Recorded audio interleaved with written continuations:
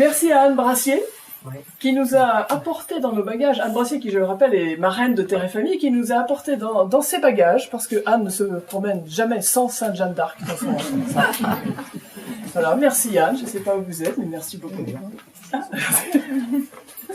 Alors maître, merci encore d'être avec nous ce soir.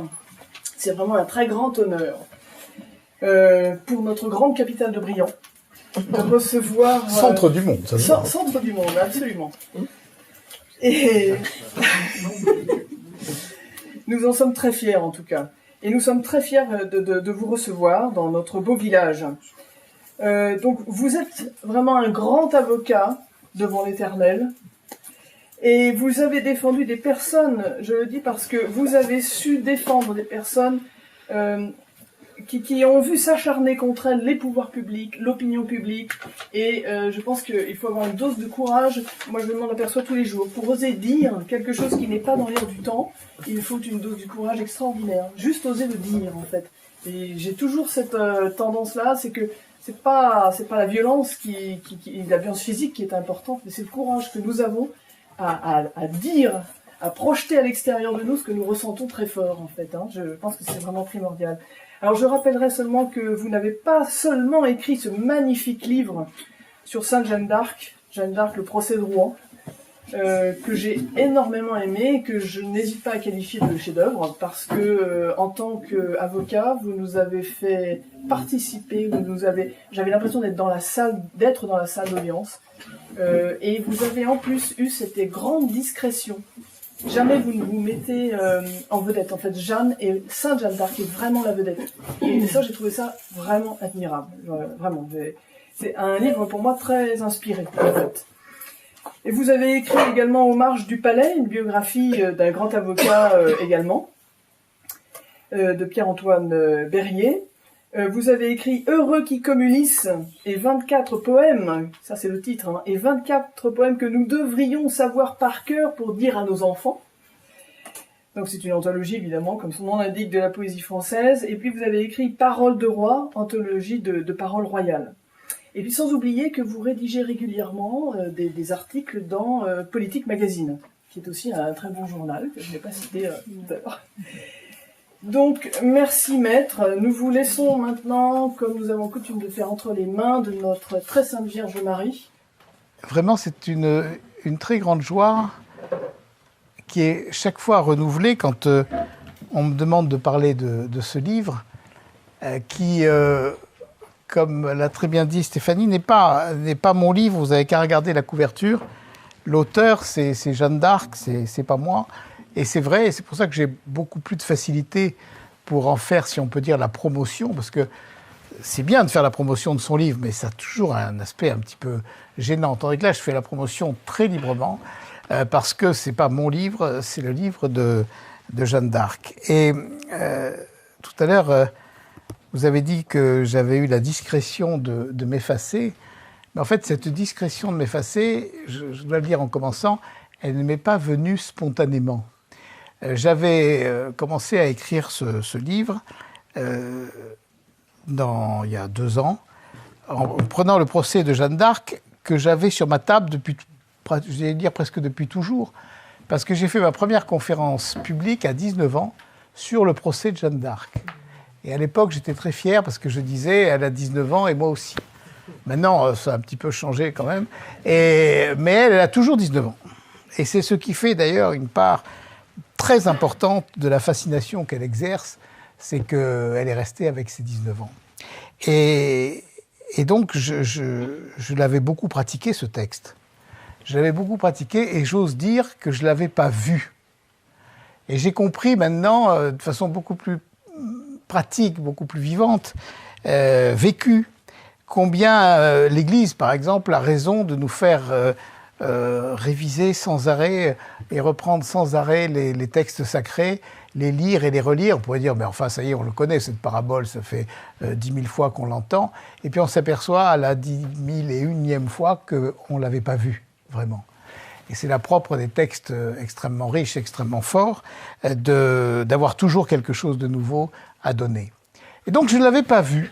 Et puis un jour, j'ai pris ce livre et je me suis dit, si je le regardais en avocat, ça veut dire que ce n'est pas la preuve d'une rapidité d'esprit extrême que de mettre 50 ans de vie d'avocat pour dire je vais lire un procès en avocat. J'aurais pu le faire avant. Bon. Mais je ne l'ai pas fait avant.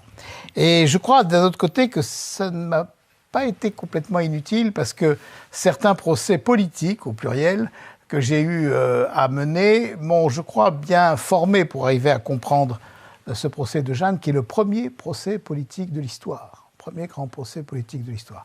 Il y a eu le procès de Socrate, mais le procès de Socrate, on n'a pas les textes. On a des comptes rendus que Platon et Xénophon en ont fait, mais on n'a pas en direct. Le premier dont nous avons en direct le texte, c'est le procès de Jeanne. Et donc j'avais commencé à faire cette étude, et j'avais fait les 3 ou 4 premiers chapitres, et puis j'avais pris pour me guider des textes du procès de Jeanne, le texte préfacé par Robert Brasillac, le texte préfacé par le père Riquet, le texte préfacé par le père Doncoeur, qui sont à peu près les mêmes, mais il y a juste des petites variantes, donc c'était pour arriver à avoir un texte vraiment exact.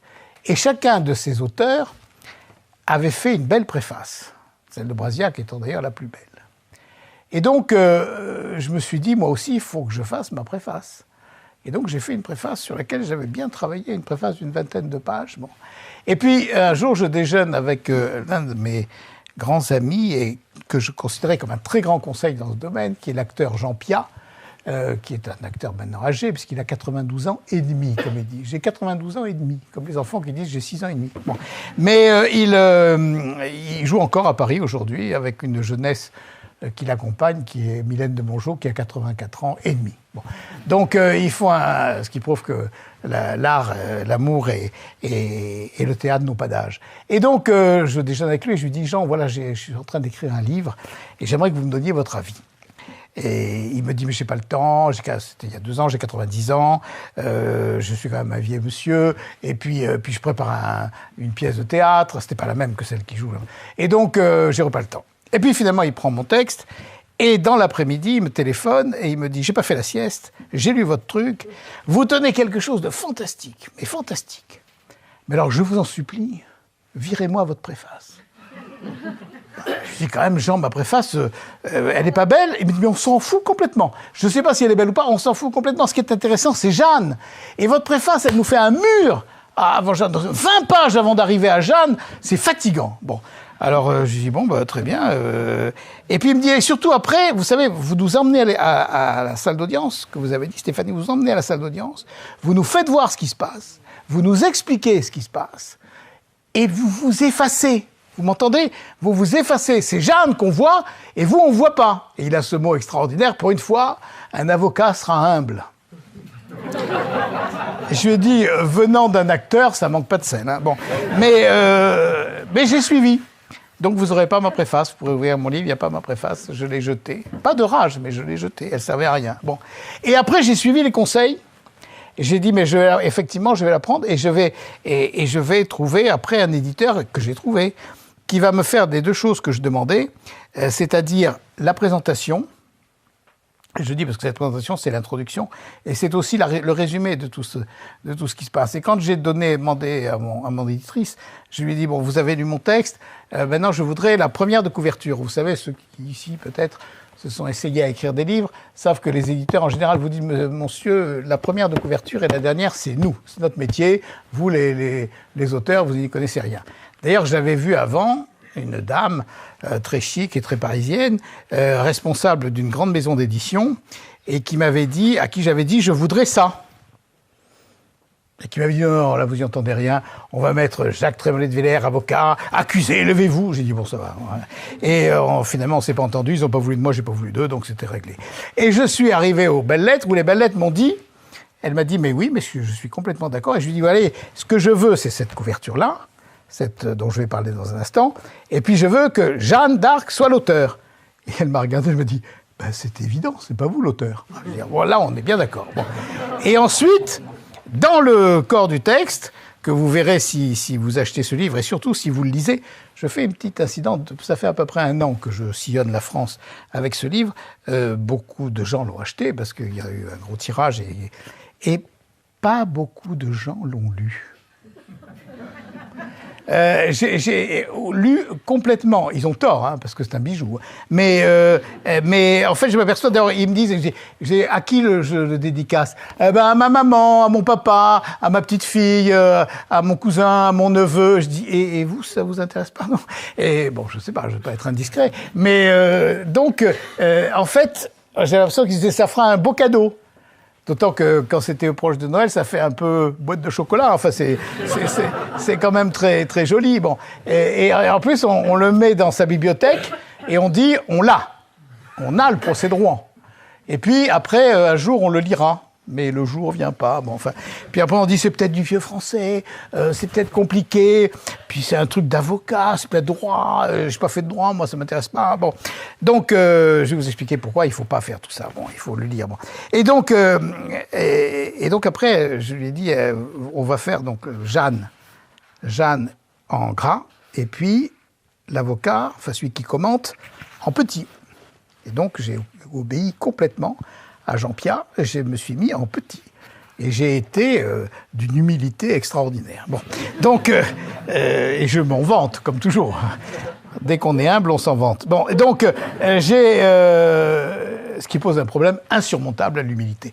Donc, et donc après, j'ai voulu cette couverture, pourquoi? Parce que cette couverture, c'est une tapisserie qui est au Louvre, qui a été découverte en 2010. Donc, c'est pas vieux, hein. Retapé, etc., et installé au Louvre en 2012. Ça fait donc 5 ans. Et vous entrez dans cette grande salle des tapisseries, il y en a une vingtaine, et vous ne voyez qu'elle. Parce que même s'ils ont fait tous les efforts possibles pour rendre au mieux, cette couleur-là ne rend pas l'éclat du pourpre de cette tapisserie quand vous allez au Louvre. Et en même temps, elle symbolise toute l'œuvre de Jeanne. C'est un peu terrible ce que je dis là, parce que ma conférence pourrait s'arrêter tout de suite. Vous avez au centre le soleil de justice, qui est Jésus-Christ, roi de l'univers, qui rayonne sur le monde entier. Il est vraiment le roi du monde, le monde entier. Et vous avez l'archange Saint-Michel et l'archange Gabriel qui descendent et qui couronnent directement Charles VII. On l'appelait le dais de Charles VII, parce qu'on pensait qu'elle était au-dessus de sa chaise royale, là, comme ça. Et donc la couronne descendait directement sur elle. Et c'est exactement la scène que l'on trouve à l'intérieur du livre quand Jeanne, taraudée par ses juges, finit par leur raconter une partie d'une scène qui s'est déroulée à Chinon et dans laquelle elle a apporté au roi de France la couronne, mais c'est pas elle qui l'a portée, c'est un ange qui l'a portée. C'est un ange qui est venu et qui a porté la couronne au roi de France directement. Et Marc Fimaroli, qui a écrit un magnifique petit ouvrage que vous pouvez trouver au Louvre, qui commente cette tapisserie, dit « c'est la révolution de Jeanne ». Parce que Jeanne, à ce moment-là, dit « le roi de France tient son pouvoir directement de Dieu ». Il est couronné directement par Dieu, il est le lieutenant du roi des cieux et il n'a pas besoin de la médiation ecclésiastique. Alors, c'est pour ça qu'elle a été condamnée. Et là, j'en viens maintenant à l'histoire. Je vais faire juste un tout petit rappel d'histoire, parce que je sais que puisque vous êtes ici, vous êtes tous des gens très cultivés et très savants, mais je m'aperçois quand même de temps en temps qu'il y a des notions qui sont un petit peu confuses, quoi. Même chez les plus savants. Donc je reprends, mais très vite. Nous sommes, quand Jeanne démarre, nous sommes en 1429. Bon. 9 ans avant, on a signé le traité de Troyes, le honteux traité de Troyes. Par le honteux traité de Troyes, le roi de France, Charles VI, fou, et sa femme, la reine Isabeau de Bavière, dont la réputation était qu'elle était, pardonnez-moi à chastes oreilles, la plus grande putain de la chrétienté, ce qui prouve que ce n'était pas un brevet de moralité. Et donc, ce qui prouve qu'elle était non seulement de mœurs légères, mais de mœurs vénales aussi. Bon. Donc, le roi de France, Charles VI, fou, et la reine Isabeau de Bavière, qui était ce que je viens de dire, cèdent le royaume de France au roi de France et d'Angleterre, Henri V, et déshérite Charles VII, le fils de Charles, le futur Charles VII, le dauphin, le déshérite au motif qu'il était parricide. N'importe qui, hier, avant-hier, au XIVe siècle, au XIIIe siècle, au Xe siècle, au XXIe siècle, n'importe qui aurait dit un traité par lequel un homme en état de démence, accompagné d'une femme vénale, vend son bien le plus cher à un tiers en déshéritant son fils en disant qu'il est parricide, il est vraiment fou. Donc le traité ne vaut rien. Ce que disaient tous les bons Français de l'époque. Mais l'Université de Paris, qui était ce qu'on fait de mieux sur le plan intellectuel, sur le plan culturel et sur le plan cultuel, sur le plan religieux, qui était, d'ailleurs elle se définissait elle-même, vous allez voir, c'est très simple, le soleil radieux de la chrétienté, dans une humilité qui dépasse toutes les humilités. Donc ce soleil radieux de la chrétienté avait trouvé que ce traité était remarquable, parce qu'il mettait fin à la guerre de 100 ans. Qu'il mettait fin à cette guerre en faisant la paix universelle, et voyez comme les choses sont toutes proches, en faisant une sorte d'union européenne dans laquelle disparaissait le royaume de France. Et ainsi, on arrivait à faire une paix complète, et donc c'était bien. Et l'Université de Paris avait elle-même rédigé le serment que tout bon Français devait prêter, allégeance au roi de France et d'Angleterre, et de lutter par tous les moyens contre le prétendu Charles VII. À la suite de ce traité, qui lui-même est la suite de la bataille d'Azincourt, 1415, où les chevaliers français ont été laminés. C'est l'une des plus grandes défaites de notre histoire. On a 3 grandes défaites qui se suivent, Crécy, Poitiers, Azincourt. Il faut toujours méditer là-dessus. Crécy, Poitiers, Azincourt, là, on a pris des raclées terribles. Et après Azincourt, le roi d'Angleterre a fait trancher la tête de 500 des chevaliers français prisonniers. On n'a pas attendu le djihad pour trancher les têtes. Et 500 chevaliers français prisonniers, à la grande stupeur et à la grande horreur des chevaliers anglais, qui ont dit « Sire, c'est pas possible. C'est contraire à toutes les lois de la chevalerie. C'est contraire à toutes les lois de la guerre. » Et en plus, c'est absurde, parce que ces chevaliers, d'habitude, qu'est-ce qu'on fait ? Eh bien, on les rend contre rançon. Et la rançon nourrit l'effort de guerre. Mais le roi, qui était plus malin qu'eux, même s'il était plus cruel et plus fourbe, a dit non, mais on va le faire quand même. Et comme ils n'ont pas voulu le faire, il l'a fait faire par des tueurs professionnels. Et ainsi, il avait décapité, c'est le cas de le dire, toute la noblesse française. Et il pouvait rentrer dans le pays sans rencontrer d'obstacles. Il avait épargné 2 seulement, Charles d'Orléans et Jean d'Alençon, parce qu'ils étaient de sang royal. C'est tout. Et là, il s'est dit quand même, on ne va pas pouvoir le faire, là, vis-à-vis de tout le monde entier de la chrétienté, ça va être monstrueux. Donc on en est là. On en est là, et ensuite, on est allé de défaite en défaite, et le petit roi, petit prince, alors ensuite Charles VI meurt, Henri V meurt aussi, parce qu'il y a quand même aussi, ça arrive chez tout le monde. Bon, Henri V meurt, et donc on a en Angleterre un tout petit garçon, Henri VI, et c'est en fait le régent, le duc de Bedford, qui commande. Encore défaite, et défaite, et défaite, et il reste Orléans, qui est le nœud du passage de la Loire, et le roi se trouve à Bourges, à Chinon, et il est relégué là, et il est dans un tel état qu'un ambassadeur de Venise, qui sont les meilleurs chroniqueurs du temps sur l'histoire, écrit à la Sérénissime République « Si Orléans tombe, le roi Charles pourra aller chercher son pain à l'hôpital. » Voilà où on en est. On en est là, et normalement, Orléans va tomber, ce qui est aussi une infamie, au point de vue du droit, du temps, parce que Charles d'Orléans est prisonnier en Angleterre, et une règle du droit de la guerre du temps veut qu'on ne mette pas le siège sur une ville dont le chef, dont le seigneur est prisonnier en ce moment, parce qu'il ne peut pas la défendre. Mais les Anglais, qui n'ont pas trop changé là-dessus, disent on s'en fout des lois de la guerre, on prend Orléans. Bon. Et donc ils mettent le siège à Orléans. Et on en est là, et Orléans va tomber, et tout va être résolu. Et le roi Charles ira je ne sais où. Le roi Charles, d'ailleurs, est tellement désespéré qu'une nuit, dans le château de Loches, où il se trouvait, il se lève et il va dans la chapelle du château et il fait cette prière, tout seul. « Seigneur, si je ne suis pas le fils de mon père, ce qui ne serait pas impossible vu l'inconduite de ma mère, eh bien envoyez-moi un signe, parce que toutes ces défaites sont peut-être la conséquence du fait que je ne suis pas l'héritier légitime. Alors si je ne suis pas l'héritier légitime, il était atteint du mal le plus terrible, qui est le mal du doute sur lui-même. Alors dans ces cas-là, eh bien écoutez, envoyez-moi un signe, et puis je me retirerai en Aragon ou en Écosse, mais j'abandonne la guerre, c'est plus la peine de faire tuer les gens pour rien. Il en était là. Quand des marches de Lorraine arrivent, alors je suis obligé, je ne vais pas vous raconter toute l'histoire de Jeanne, parce qu'on va arriver au procès. Quand des marches de Lorraine arrive cette jeune fille, en 11 jours, direct, tout droit, vous voyez sa route, là, Don Rémy, Chinon, c'est tout droit.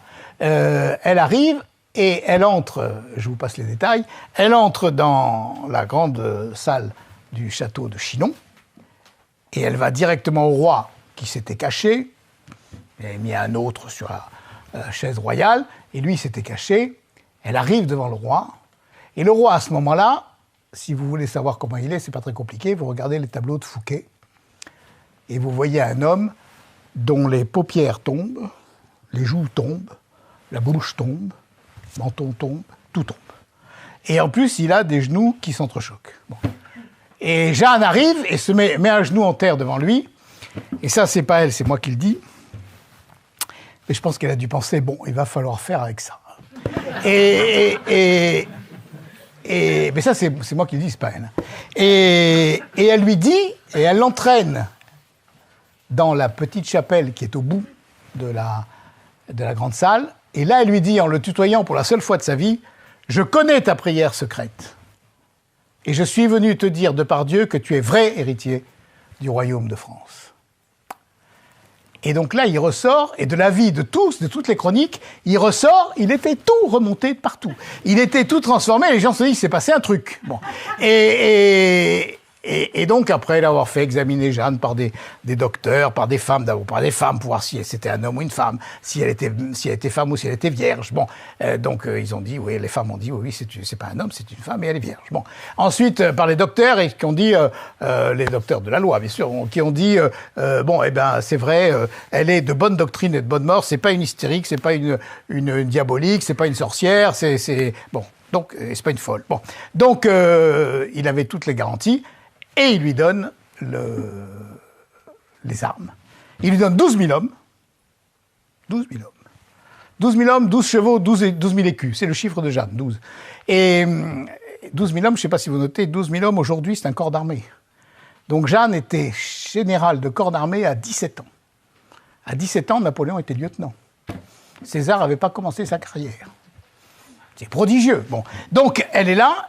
Et alors, je vous passe tous les détails, elle écrase tout le monde, Orléans, vous connaissez ça, Meung, Beaugency, Patay, elle fait sacrer le roi à Reims. En 5 mois, elle a mis par terre tout l'édifice construit par le traité de Troyes et par des années de guerre, par l'université de Paris. Ce qui fait, et là j'en arrive au procès, ce qui fait que quand elle est prisonnière à Compiègne, immédiatement, dans les 8 jours, l'université de Paris écrit au roi de France et d'Angleterre, c'est ainsi qu'on l'appelait, il faut la juger. Ça, c'était jamais vu. Jamais. On ne jugeait pas l'adversaire qu'on venait de faire prisonnier. Ou on lui coupait la tête, comme l'avait fait le roi pour les chevaliers d'Azincourt, ou on le vendait sous rançon, mais c'est tout. Ou on le gardait, sans le vendre, prisonnier. Mais le juger, pourquoi le juger? C'est au nom de quoi? Donc on invente un premier jugement, une première chose, une première dans l'histoire de l'humanité, qui après aura des suites et grandira. On connaîtra les procès soviétiques, enfin tous les procès politiques et les procès idéologiques, où il faut que, et ça commence avec Jeanne, il faut que l'ennemi ne soit pas seulement vaincu, mais qu'il soit misérable, qu'il soit haïssable, qu'il soit une sorcière, qu'il soit diabolique. Donc Jeanne, c'est pas seulement l'ennemi que par une chance extraordinaire, on a fait prisonnière, c'est une sorcière, parce que il faut que l'univers entier sache que le roi Charles VII, le prétendu roi Charles VII, a été couronné à Reims grâce à une sorcière. Et que donc il soit déconsidéré totalement au vu de toutes les cours d'Europe, de la chrétienté, jusque chez le Grand Turc, parce qu'on parlait de Jeanne jusque chez le Grand Turc. Et la seule façon de le faire, c'est de faire, comme disait Cochon, un beau procès. Et donc ils nous ont fait un beau procès. 4 greffiers, 2 en latin, 2 en français. Parce que le procès se déroulait en français, puisque Jeanne ne parlait pas latin. Mais la langue judiciaire du temps, c'est le latin. Donc les greffiers notaient en traduction simultanée.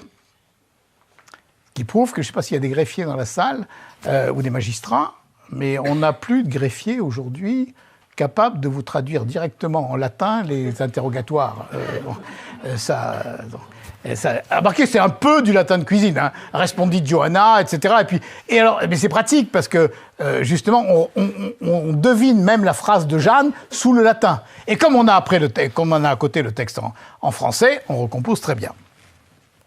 Mais il en fallait 4, parce que le procès commence le 21 février 1431, et il commence dans la grande salle du château de Rouen, grande salle de la chapelle royale du château de Rouen. Ils sont 45, 47, parfois 60 juges. Vous voyez, presque aussi nombreux que vous, là. Et elle, comme moi, enfin 19 ans, quoi. Et plus de charme. Et devant, toute seule. Devant, alors ils sont tous insignes docteurs en sacrée théologie, ou insigne docteur en l'un et l'autre droit, c'est le meilleur de l'université de Paris. Bon. Donc, ils sont tous venus. Cochon était chancelier de l'université de Paris.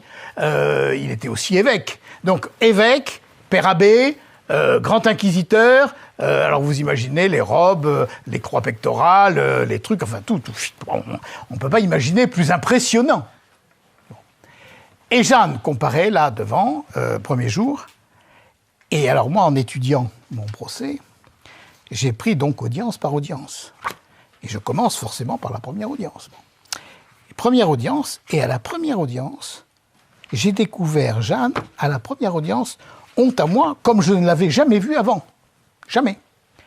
Et pour une chose extrêmement simple. Extrêmement simple. Cochon lui dit, bon maintenant, vous allez jurer vous avez prêté serment, de dire la vérité sur toutes les questions qu'on vous posera. Ce qui, à l'époque, était la procédure banale et ordinaire du temps.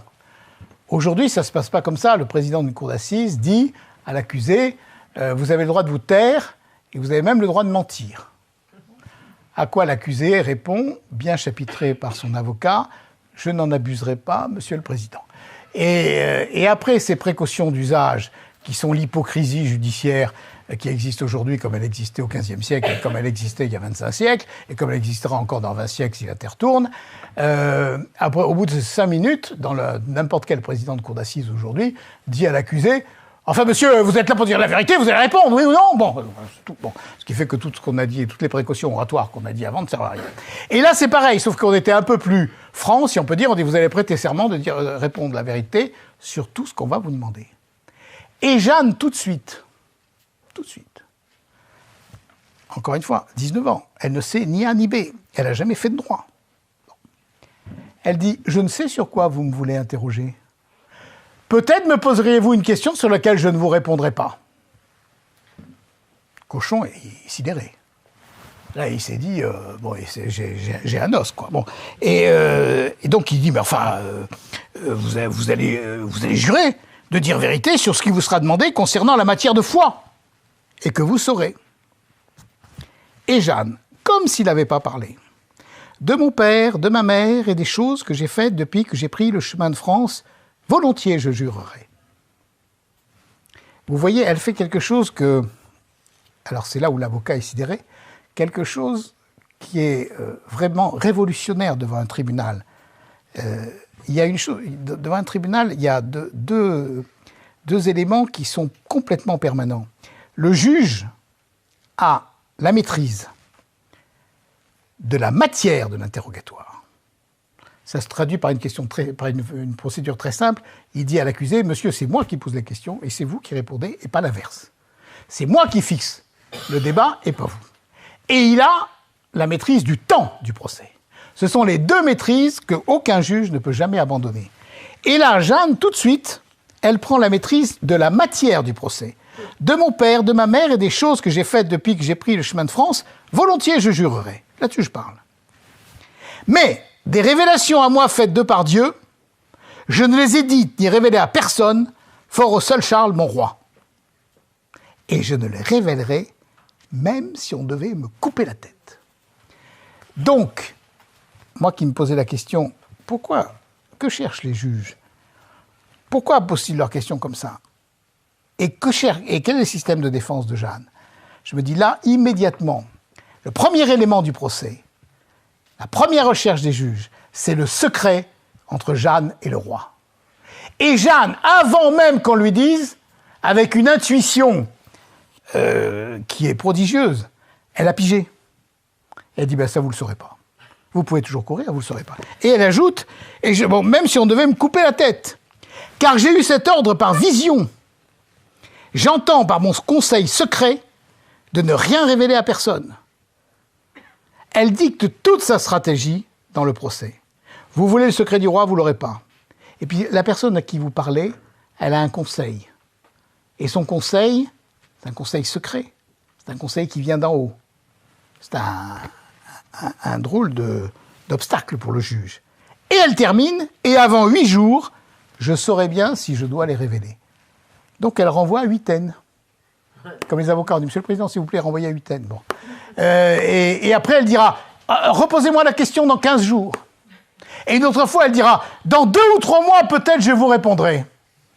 Et je me suis dit, mais qu'est-ce qu'elle veut, là? Ben, c'était évident. Elle gagne du temps. Elle gagne du temps parce qu'elle se dit, ces gens-là, ils sont là pour me tuer. C'est évident. Bon. Donc, chaque jour que je gagne est un jour gagné. Et elle attend quoi? Ben, elle attend la libération par ses amis. La Hirc, Saint-Traille, Jean d'Alençon, peut-être le roi, qui vont débarquer et hop, chasser toute cette racaille ecclésiastique, et puis on y va et on reprend la guerre. Bon, c'est ça qu'elle attend, Jeanne. Et donc, elle lutte pied à pied avec les juges pendant quand même du 21 février au 30 mai. Ça a duré longtemps quand même, hein, pour quelque chose qui était fabriqué d'avance. Ce qui fait qu'on va avoir 2 procès, et puis autre chose qui n'est plus un procès. Le premier procès, c'est le procès politique, où ils vont essayer par tous les moyens d'avoir ce secret. Et ils ne l'auront pas. Ils ne l'auront pas, et nous, on l'a, mais on ne l'a pas complètement non plus. Parce qu'on a su, après, par le roi, qu'elle lui avait dit sa prière secrète. Et c'est ça qui a bouleversé Charles VII, parce que personne ne pouvait le savoir, ça. Donc il s'est dit quand même, elle arrive d'ailleurs, cette petite, c'est pas possible. Et ensuite, elle lui a redonné confiance. Mais est-ce qu'il s'est passé autre chose entre le roi et Jeanne? Jeanne ne l'a pas dit. Elle ne l'a jamais dit à son procès, et donc on ne le sait pas. D'où, peut-être vous avez entendu parler, toutes les hypothèses complètement folles, mais qui font toujours rêver. Et en fait, elle lui a dit « Je suis ta demi-sœur, parce que ta mère a couché avec Louis d'Orléans, et c'est comme ça, après on m'a mis à Don Rémy. » Enfin, des tas de trucs qui... Bon, ça nourrit les fantasmes, ça fait... Bon, en fait, on ne sait pas. Elle lui a pas dit. Donc, la seule chose qu'on sache, c'est ce secret que Charles VII dira après, et qu'on saura au procès de réhabilitation, mais qu'elle n'a jamais dit devant ses juges. Parce qu'en plus, c'est un chef militaire, Jeanne, c'est un chef de guerre, et elle a la pratique des secrets. Et elle sait qu'on ne livre pas les secrets à l'ennemi. Et en fait, elle sait que ce ne sont pas des juges, ce sont des ennemis. Et si elle avait dit, imaginez qu'elle ait dit, le roi doutait de lui-même, et je suis venu lui douter de sa légitimité, et je suis venu le conforter. Eh bien, que serait-il resté de ça? Le roi doutait de sa légitimité. Et l'Europe entière aurait su, on connaît ça en matière médiatique, hein, on oublie la fin de la phrase, l'Europe entière aurait su, on tient de Jeanne elle-même que Charles VII doutait de sa légitimité. Fini. elle connaît très bien la guerre psychologique, elle connaît très bien la guerre idéologique, et elle sait qu'il ne faut pas parler. Et donc, elle ne parle pas. Voilà, alors, tout de suite, je me suis dit, en plus, en reprenant l'histoire des grands procès politiques, si vous reprenez les procès des grands chefs militaires, aucun ne s'est défendu lui-même. Ils ont fait une déclaration initiale et puis ils ont laissé la parole à leurs avocats. Parce que même les plus grands chefs militaires étaient complètement perdus devant ce monde judiciaire qui n'est pas le même monde que le monde de la guerre. Le maréchal Ney, dont il paraît-il on entendait la voix sur la plaine de la Moskova, sur la plaine d'Iéna, au milieu de la mitraille. Bon. Bel organe. Hein. Bon. Et bien, quand il arrive devant ses pairs, il se tourne vers son avocat, Berryer, qui a 20 ans, il lui dit « Maître, dites-moi ce que je dois répondre, donnez-moi un papier. » Enfin bon, il est perdu. Louis-Napoléon Bonaparte, quand il comparait après son coup d'État raté dans le nord de la France, et pareil, il dit à Berryer, qui avait vieilli, mais enfin le même, il lui dit Maître, je m'en remets à vous, parce que je ne sais vraiment pas à quelle sauce ils vont me manger, et je ne sais pas comment il faut se tenir. » Bon. Le maréchal Pétain fait la même chose. Le général Salan fait la même chose. Ils s'en remettent à leurs avocats. Pourtant, ce sont des stratèges. Pourtant, ils ont connu la guerre et l'État, etc. Mais c'est pas le terrain. Ils ne connaissent pas le terrain. Et Jeanne, elle n'a pas d'avocat. Et elle connaît le terrain à merveille. Alors là, l'avocat que je suis tombé en admiration en disant, mais ce que nous appelons, nous, dans notre jargon, excusez-moi, il est un peu brutal, mais ça, c'est une bête d'audience, quoi. C'est un athlète de l'interrogatoire judiciaire. Et après, elle va les mener, les balader, et même non pas les faire rire, parce qu'ils ne riaient pas du tout, mais parfois c'est le public qui riait. Et les greffiers notaient. Responsio superbe, ça veut dire responsio orgueilleuse. Responsio mortifère. À un moment, on lui demande s'il y avait des Bourguignons. Les Bourguignons, je précise, ici en Bourgogne, que les Bourguignons du temps de Jeanne, ça ne veut pas dire les gens de Bourgogne. Ça veut dire ceux qui sont du parti du duc de Bourgogne, alliés aux Anglais. Comme les Armagnacs, qui sont partisans du roi Charles VII, c'est pas ceux qui sont du pays d'Armagnac. Il y en avait qui venaient d'Écosse, c'était aussi des Armagnacs. Donc, bon, vous m'avez compris, c'est pas à vous que ça s'adresse. Bon. Et donc, le juge lui dit, cochon, tous les juges étaient bourguignons.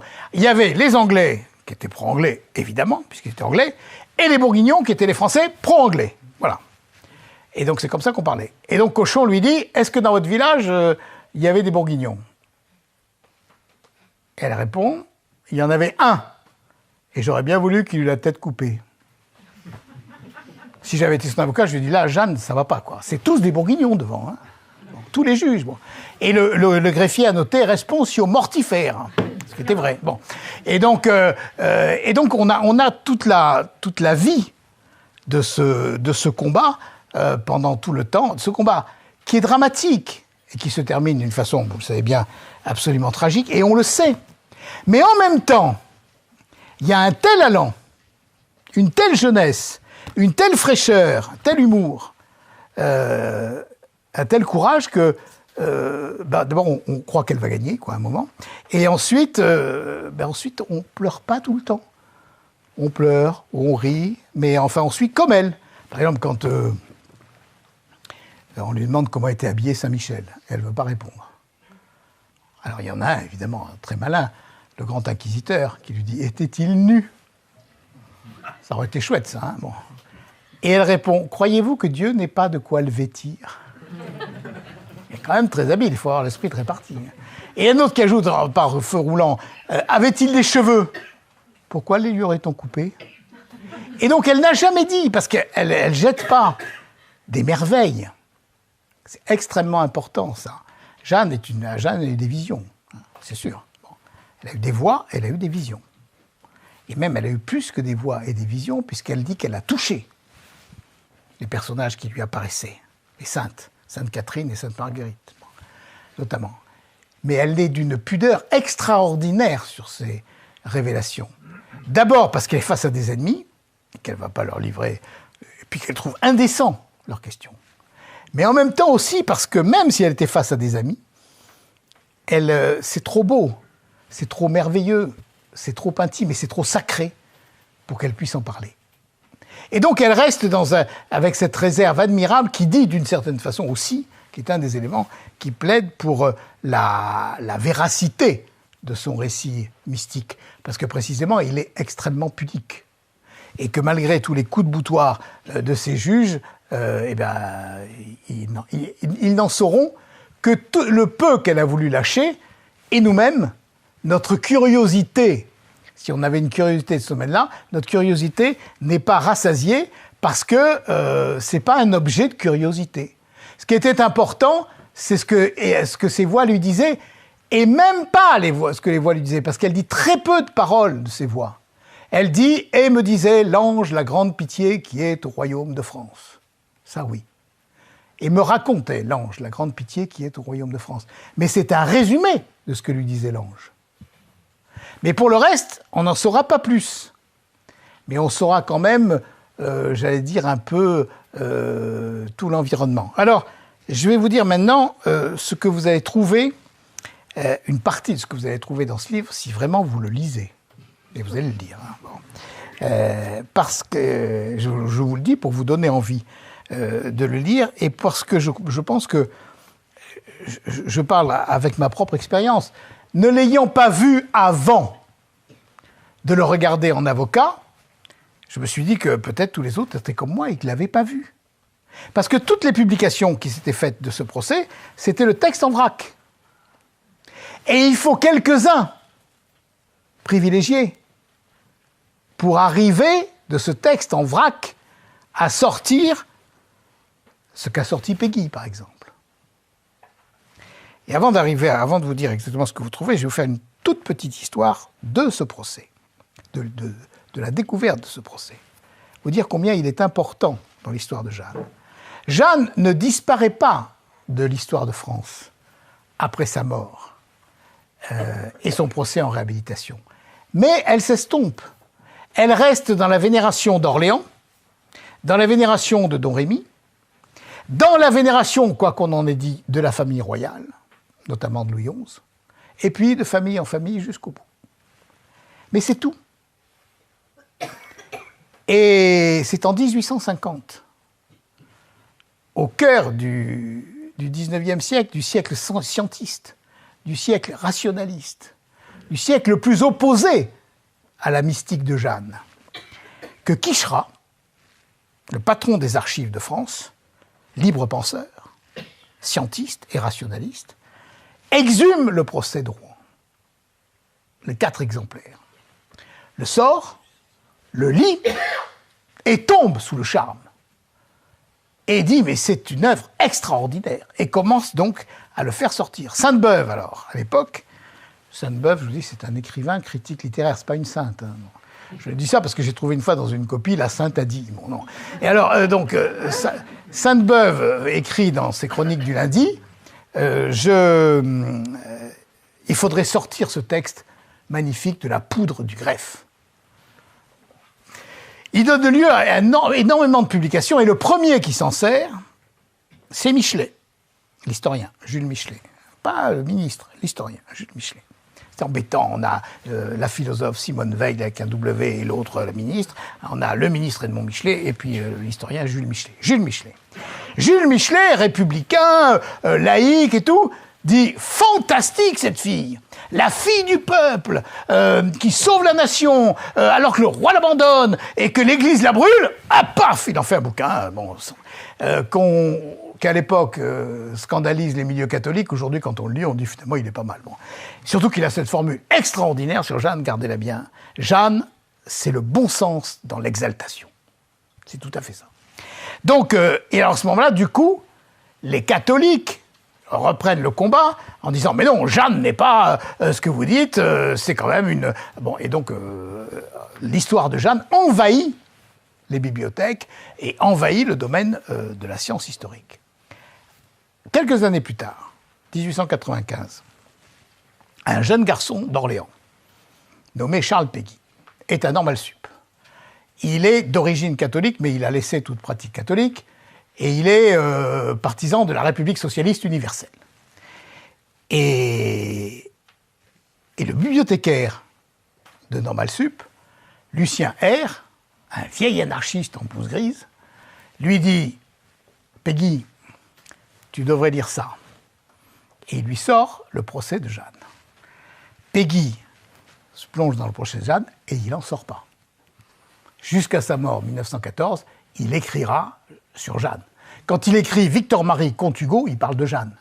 Quand il écrit Corneille, il parle de Jeanne. Quand il écrit la tapisserie de Sainte-Geneviève, ça se termine sur Jeanne d'Arc. Et quand il écrit les 8000 vers d'Ève, ça se termine sur Jeanne d'Arc. Donc, de toutes les façons, il n'en sort pas. Donc, elle a été sa muse et elle l'a attrapé et elle l'a conduit. Et elle l'a ramené de la République socialiste universelle jusqu'à Charles Péguy, tel qu'on le connaît, 1914, avec tout ce qu'il a écrit sur Jeanne, et ce qui est probablement celui qui a le mieux compris l'âme de Jeanne. Bon. Vous voyez qu'elle est revenue dans un milieu qui n'était pas du tout le milieu dans lequel on l'attendait. Et il y a quelque temps, ce qui était un milieu libertaire, un milieu de gauche, un milieu scientiste, un milieu, disons, républicain. Et j'ai fait la même expérience lorsque j'ai sorti mon livre. La deuxième conférence que j'ai faite, la première conférence que j'ai faite, je l'ai faite à la librairie Les Belles Lettres. Forcément, c'est normal, pour présenter mon livre. Et je reçois une invitation, c'était la seconde, d'une librairie qui s'appelle Les Tropiques. Elle est sur YouTube, donc vous pouvez aller le voir, qui m'écrit, et m'envoie un courriel, « Maître, accepteriez-vous de présenter votre livre dans ma librairie, qui est une librairie hegeliano-marxiste ?» Je lui réponds, je ne savais pas qu'il en existait encore, mais je viendrai volontiers. Il me répond, l'encore est de trop, mais je vous attends. Bon, donc j'y vais. Et j'arrive là, dans la librairie, 14e arrondissement, rue Raymond Losserand, la librairie Tropique, où je vois un gaillard avec des épaules comme ça, qui me reçoit, qui me dit, bon, installez-vous. Bon, il y avait, on était 20, il n'y avait pas la place d'avoir tout le monde ici. Bon. Et il ouvre la séance en disant, il y en a ici, avec le livre à la main, il y en a ici qui peuvent s'étonner que j'ai invité Maître Trémollet de Villers, qui n'est pas franchement de mon bord, bon, et qui est sur un sujet qui encombre pas les rayons de ma librairie. Bon. Mais j'ai deux choses à dire. Comme le disait le camarade Vladimir Ilitch Lénine, les faits sont têtus. Et comme disait mon maître Hegel, Jeanne est un fait... Non, l'histoire est parsemée de faits transcendantaux. Jeanne est un fait transcendantal. Maître, vous avez la parole. Je dis, monsieur, vous avez à peu près tout dit. Hein. Bon. Mais, comme j'étais là pour parler, j'ai quand même parlé. Bon. Et j'ai raconté un peu ce que je vous racontais. Bon.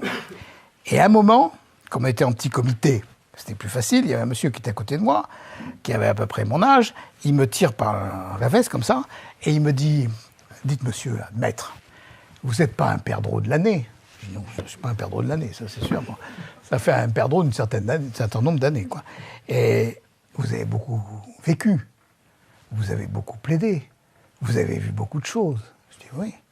Et vous pouvez y croire, vous, à ces anges qui apparaissent, ces Sainte Catherine, ces Sainte Marguerite, enfin, soyons sérieux, quoi. Comment vous pouvez croire à ça? C'est pas possible, quoi. Alors je me suis dit, bon, il faut que je réponde, mais enfin, sans l'humilier, mais quand même, enfin bon. Et j'étais en train de chercher ma réponse, et le patron le regarde et lui dit, je t'ai dit un fait transcendantal. Autant dire un mystère. Et si tu veux, et ce que le propre du mystère, c'est qu'il est mystérieux. Et si tu veux que maître t'explique le mystère, et s'il y arrive, ben, il n'y a plus de mystère. J'ai dit, monsieur, vous avez tout dit. Voilà. Et donc, j'ai mesuré à ce moment-là, c'est l'avantage, j'ai mesuré à ce moment-là la portée du mystère dans l'histoire. Et je vous demande de réfléchir à ça. J'avais un maître et ami qui m'a beaucoup apporté dans ma vie, Jean Housset, que certains peut-être ont connu ici, et qui nous disait, dans les cours de cadre qu'il nous faisait quand on était étudiant, « Faites des méditations historiques, vous verrez combien c'est surnaturel. » Et c'est vrai que quand on réfléchit à la façon dont les peuples s'arrangent, les États se font et se défont, on est bien obligé de croire à l'existence du mystère. Bon, du mystère dans la vie politique. Et donc, j'en étais là. Quand on finit la conférence, après il y a un pot avec du fromage et du vin, et le patron me dit « Bon, vous êtes plutôt de droite ?» Alors, je dis « En tout cas, je suis pas de gauche. » Et il me dit bon, alors je sais pas comment je vous dis ça, parce que je sais pas comment c'est chez vous, mais chez nous, à gauche, c'est la merde. Alors je dis, vous savez, chez nous, c'est pas très loin. Hein. C'était avant toutes nos histoires. Là. Bon. On n'en est pas très loin non plus. Bon. Et alors je lui dis, mais vous savez quand même, alors, je voulais le consoler, quoi. Je lui dis, vous savez quand même, j'ai bien connu dans ma jeunesse un communiste que j'ai beaucoup aimé, qui était Philippe Robrieux, l'ancien patron des jeunesses communistes. Il me dit, ah oui, j'ai bien connu Philippe Robrieux, il a écrit de très beaux livres. Je dis, oui, il a écrit une biographie de Maurice Thorez, qui est très sévère pour Maurice Thorez, le secrétaire général du Parti communiste, mais qui est un très beau livre. Il me dit, oui, mais c'était le temps où on pouvait écrire un livre sur un secrétaire général du Parti communiste. Aujourd'hui, sur Pierre Laurent, en une demi-ligne, vous avez terminé le sujet. Alors, je lui dis, mais alors il y a Mélenchon. Elle me dit, ah, Mélenchon, c'est le 19e siècle, arrêtez. Bon, alors, je dis, je sais pas quoi. Elle me dit, alors, Jeanne, au secours, quoi. Hegeliano marxiste, hein. Bon. Et quelques temps après, je vais à France Culture, dernier bastion soviétique de l'Occident. Bon, il y en a plus, il y a que. Hein, bon. Et avec Colette Beaune, historienne officielle de Jeanne d'Arc, et Michel Vinocq, bon, qui est historien, des historiens, et qui pontifie, comme chez lui, à France Culture. Moi, j'étais l'intrus. D'ailleurs, ils me regardaient pas, j'étais transparent, ils parlaient entre eux, je n'existais pas. Quoi. Et alors j'ai dit à Colette Beaune, madame, je suis très honoré d'être avec vous, la grande historienne. Que dalle. Bon. Et puis, et à un moment, elle dit simplement à mon attaché de presse qui m'avait dit qu'elle allait m'accompagner, parce qu'elle me dit, vous allez dans la fosse au lion. Je dis, oh, écoutez, j'ai l'habitude, vous en faites pas. Bon. Et elle dit, ah, vous avez fait une très belle couverture. Très, très belle couverture. Et alors je dis, et la typographie aussi. La typographie aussi est très bien, très très bien. Et dans l'ascenseur, alors là, ça m'a tué, parce que mon attaché de presse a dit « Et le chiffre des ventes !» Je lui ai dit « dites pas ça. » Elle m'a dit « Ben si, parce que vous avez vendu à vous seul plus qu'eux à tous réunis. » Bon, alors, donc ça va. Et dans l'émission, c'était pas sur Jeanne d'Arc, c'était « Pourquoi Jeanne d'Arc revient aujourd'hui ?» Et donc, on demande ça à Michel Vinocq. Et Michel Vinocq dit « Jeanne d'Arc revient, et elle revient là où elle est venue pour la première fois, à gauche. » Étonnant, hein? Bon, donc, c'est pour vous dire en un mot l'universalité de Jeanne d'Arc. D'ailleurs, je voudrais vous dire, c'est pas du tout une pub, que le seul candidat à la présidence de la République aujourd'hui qui ait fait référence à Jeanne d'Arc, c'est le petit Frigoli, là, Emmanuel Macron. Là. C'est lui qui est venu à Orléans. Il se prend un peu pour Jeanne d'Arc, ça c'est embêtant. Bon. Mais il se prend pour le Christ aussi, donc voilà, on n'est pas de trucs près. Mais c'est vrai. Bon, donc il y a donc et j'ai été frappé de voir combien c'est un personnage. C'est plus qu'un personnage. Le personnage, c'est pas un beau mot. C'est un être. Je n'emploie pas le terme de sainte, parce qu'ils n'emploient pas le terme de sainte.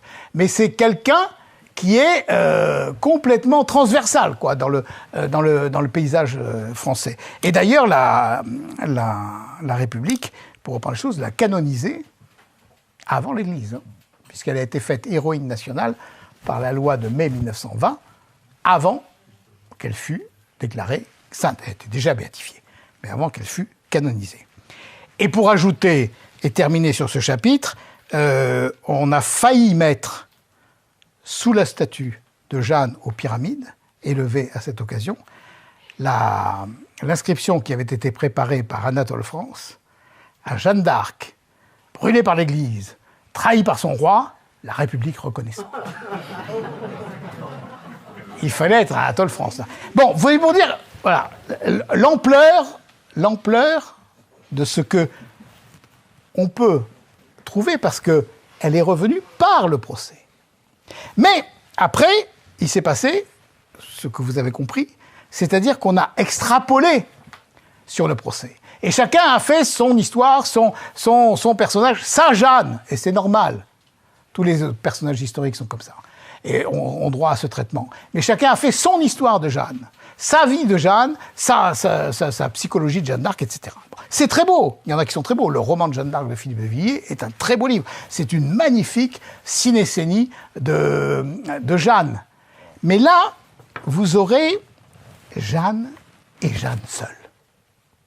Jeanne en direct avec vous. Vous rencontrez Jeanne. Et beaucoup de gens me l'ont dit, j'ai rencontré ceux qui ont lu, et qui n'ont pas acheté pour l'offrir à leur filleule ou à leur grand-mère. Mais ils disent, j'ai vraiment rencontré Jeanne. Parce que, pour prendre une image que certains comprendront, quand tout le monde la comprendra peut-être, Jeanne, avant le procès, c'est un diamant parfait. C'est un diamant pur. Mais c'est un diamant non taillé. Et quand le diamant est taillé, et quand il est taillé, c'est très violent. Mais après, il brille de 1000 feux, beaucoup plus que s'il n'était pas été taillé. Or, les juges ont fait ça. Ils ont torturé Jeanne. Ils ont torturé dans tous les sens du terme, mais de cette souffrance est sorti un éclat qui n'existait pas dans la vie de Jeanne avant, et qui a été fait pour nous être donné à nous, après, et qui est ressorti au moment où nous en avions besoin. C'est-à-dire au moment où nous avons sombré intellectuellement, idéologiquement, dans le scientisme, dans le matérialisme, dans l'athéisme, dans le laïcisme, c'est-à-dire dans tout ce qui nous dit « Dieu ne s'intéresse pas aux choses de la société, Dieu ne s'intéresse pas aux choses de la politique, Dieu ne s'intéresse pas au royaume de France ». Vous ne pouvez pas, il y a une coupure complète, vous ne pouvez pas. Vous pouvez être chrétien, vous pouvez aller à la messe, vous pouvez faire tout ce que vous voulez, vous pouvez y aller même tous les jours, même 3 fois par jour, tout ce que vous voulez, mais si vous arrivez en politique, vous n'êtes plus le même. Et vous oubliez. C'est la grande règle en France. La règle qui s'impose à tout le monde. Bon. Et c'est la règle qui est à l'opposé de la réalité du royaume de France et de la réalité du royaume de France que Jeanne rappelle avec ce Saint-Michel et Saint-Gabriel qui couronnent directement le roi de France. Et elle est venue de par le roi du ciel pour faire couronner le roi de France. Donc on est là au choc, vraiment, qui était le choc à l'époque, parce que c'était pas non plus différent, même si on était dans une période plus cléricale, bien sûr. Mais c'est pas non plus très différent, puisque l'élite du clergé qui juge Jeanne est au service d'un pouvoir politique. Et donc il y a véritablement un retour dans le monde moderne et une présence dans le monde moderne, dans notre monde aujourd'hui, de ce joyau qui est fait pour nous éclairer complètement. Alors vous trouverez, je reviens enfin à ce que je vous avais dit, c'est-à-dire ce que vous pouvez trouver. Vous trouverez d'abord une chose qui a frappé son premier préfacier, son premier auteur du procès de Jeanne, Robert Brasillac, quand il dit le plus pur et le plus émouvant chef-d'œuvre de la langue française n'a pas été écrit par un homme de lettres. Il est né de la collaboration abominable et douloureuse d'une jeune fille visitée par les anges et de quelques curés muets pour l'occasion en tortionnaires. Et vous trouverez ça. C'est-à-dire que vous trouverez d'abord une langue française inimitable. C'est d'abord la langue du XVe siècle. François Villon meurt l'année où Jeanne naît. François Villon naît l'année où Jeanne meurt, 1431. C'est le moment où le français sort du latin. C'est le moment où il est tout jeune, tout frais. C'est le moment de la source. Si vous voulez retrouver la langue française, jusqu'à la pureté de la langue française, à sa source, si vous voulez vous en désaltérer, et si vous voulez bien parler un beau français, un français simple, vous allez trouver Jeanne. Jean Cocteau disait « Le plus grand écrivain de langue française, c'est Jeanne ». Et Jules Laforgue disait « Elle parle un français de Christ ». Et vous avez, je vais vous donner juste un exemple, lorsque, la deuxième séance, lorsque Beaupère lui dit, l'inquisiteur, lui dit à quel moment, quand avez-vous ouï vos voix pour la première fois? Et Jeanne répond, quand j'eus l'âge de 13 ans, j'eus une voix de Dieu pour m'aider à me gouverner. Vous pouvez rester très longtemps sur cette phrase. J'eus une voix de Dieu pour m'aider à me gouverner. On dit très souvent, beaucoup de gens pensent, et s'imaginent, que Jeanne était une sorte de marionnette dont les fils étaient tirés par les anges et les saintes. Tu fais ceci, Jeanne, tu vas là, tu fais ceci, etc. Et tout. Et elle disait, oui, d'accord, j'y vais, c'est tout. Et ben non, écoutez bien, j'eus une voix de Dieu pour m'aider à me gouverner. C'est-à-dire que Dieu, et c'est extraordinaire pour l'humilité de Dieu, Dieu vient près d'une jeune fille de 13 ans, mais il ne vient pas pour la commander, il ne vient pas pour la diriger, il vient pour l'aider à se gouverner elle-même. C'est l'immense respect par le Dieu créateur souverain de l'univers de la liberté de sa créature. Une jeune fille de 13 ans pour l'aider à se gouverner. Et elle gardera le gouvernement d'elle-même jusqu'au bout. Avec ses voix, parfois en désaccord avec ses voix, et parfois contre ses voix. Et elle le raconte aux questions des juges, parce que quand elle a sauté de la tour de Beaurevoir, qui faisait 30 mètres, elle est prisonnière à la tour de Beaurevoir. Et elle sait que les Anglais vont reprendre Compiègne. Et s'ils reprennent Compiègne, ils passent tous les hommes jusqu'à l'âge de 7 ans au fil de l'épée. Et elle dit, c'est pas possible de laisser ces bonnes gens de Compiègne pris comme ça, et donc il faut que j'y aille. Et les voix lui disent, Jeanne, tu peux pas y aller. Tu peux pas y aller. Et d'ailleurs, tu peux pas sauter 30 mètres, c'est pas possible. Et d'ailleurs, elle lui dit, ne t'inquiète pas, Dieu portera secours aux bonnes gens de Compiègne. Et Jeanne répond, si Dieu porte secours aux bonnes gens de Compiègne, je veux y être. Parce qu'elle sait que Dieu n'agit jamais sans cause seconde. Et qu'il faut un intermédiaire, il faut une médiation, il faut quelqu'un qui agisse au nom de Dieu. Et ce quelqu'un, normalement, c'est elle. Et à ce moment-là, les voix lui disent, Jeanne, ne saute pas. Et elle saute. Contre ses voix. Et en sautant, elle crie, Jésus-Marie, sauvez-moi. Et elle tombe, bien sûr. Et elle reste 48 heures sans pouvoir manger, ni boire, ni parler. Mais elle n'a rien de cassé. Et après, quand les juges entendent ce récit, ils lui disent, enfin, Jeanne, est-ce que vous n'avez pas fait un grand péché de désobéir à vos voix? Parce que les juges, ils ne sont pas à une contradiction près. Ces voix n'existent pas, ces voix sont une invention, mais si tu désobéis à ces voix, tu fais un grave péché. Ce qui, en théologie morale, n'est pas faux, puisque si elle estime en conscience que ces voix sont vraies et sont des voix de Dieu, elle doit obéir. C'est évident. Et elle dit, si, c'était grand péché, et je m'en suis confessé. Et Cochon lui dit, est-ce que tu as fait pénitence? Et elle répond, le mal que je me suis fait en tombant a suffi comme pénitence. C'est vrai, c'est authentique, c'est dedans. Bon. Alors, et donc, vous voyez, les voix, elle discutait avec elle. Sur le moment où elle devait partir, elle doit partir, et elle dit à ses voix, c'est aussi dans le livre, elle dit à ses voix, est-ce que je préviens mes parents ou est-ce que je les préviens pas? Et ces voix lui disent, Jeanne, ce serait mieux de prévenir tes parents. Parce que Cochon lui dit, enfin Jeanne, 4e commandement, tu respecteras ton père et ta mère, tu honoreras ton père et ta mère, et vous êtes partis comme ça, sans rien dire. Bon, c'est grand péché, Jeanne, grand péché, grande violation du 4e commandement.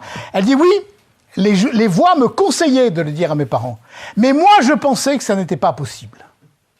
Et en définitive, les voix m'ont laissé libre de faire ce que j'estimais devoir faire, en me conseillant quand même de leur dire. Et je suis parti sans le dire.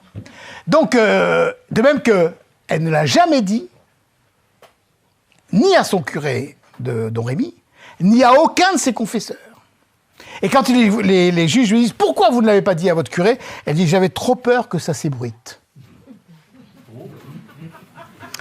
qui prouve quand même une certaine psychologie. Hein, bon. Et donc,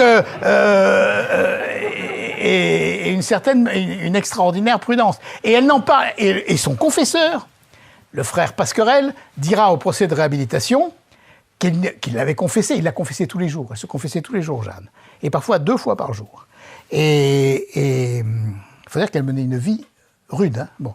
Et guerre à l'extérieur, guerre à l'intérieur, guerre au Conseil du Roi, guerre contre les capitaines, guerre contre tout le monde. Quoi. Bon, et donc c'était une vie violente. Et il lui dit jamais elle ne m'a parlé de ses révélations. Ces révélations vont au roi, parce qu'elles sont faites pour le roi, et au capitaine avec qui elle combat, parce que ça fait partie de son métier. Ce sont des révélations politiques et militaires, et donc elle a une mission politique et militaire, et donc elle en parle aux politiques et aux militaires. Donc vous trouverez... Et alors je continue quand même, parce que vous voyez, ce qu'on peut dire sur déjà une phrase. Donc vous avez de quoi méditer. Hein. Et la première fois, j'eus grand peur. Quand j'eus l'âge de 13 ans, en plus, j'ai pas dit, l'âge de 13 ans, à l'époque, c'est l'âge de la nubilité. 13 ans, une jeune fille peut se marier. Bon, c'est le moment, donc, du choix. Mariage, vie religieuse, etc. Quand j'eus l'âge de 13 ans, donc, c'est bon. Et la première fois, j'eus grand peur. Ce qui prouve que c'est pas une voix intérieure. Il y a eu je ne sais combien de livres et de thèses, c'était des voix intérieures qui lui montaient, et comme elle avait beaucoup prié dans son église, à Domrémy, devant Sainte Marguerite, devant Sainte Catherine, elle a cru que c'était Sainte Catherine et Sainte Marguerite qui lui remontaient comme ça, etc. Les voix intérieures, ça fait pas peur. Ça n'a jamais fait peur à personne. Nous avons nos voix intérieures. Nos voix intérieures, en général, elles nous disent ce qu'on a envie d'entendre. Et quand elles nous disent le contraire, on fait taire la voix intérieure. Bon, c'est pas compliqué. Hein. On parle d'autre chose, ou on va ailleurs, bon, etc. Mais là, la première fois, j'eus grand peur. Donc ça vient de l'extérieur. Et voilà, ce qui, à mon avis, est la plus belle phrase de la langue française.